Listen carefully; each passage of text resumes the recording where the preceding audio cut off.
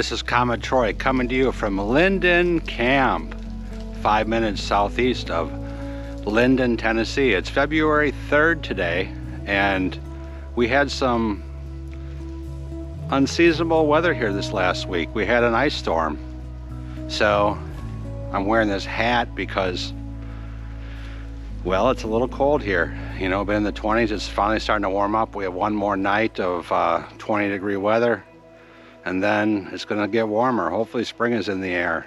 So I decided to make a little video here of our ice storm. You can see a little bit of it here behind me as it melts today. It's very pretty. So I'm going to show some photos I took, and then we're going to end with some drone video of the area I took today. It looks pretty magnificent. I hope you enjoy it.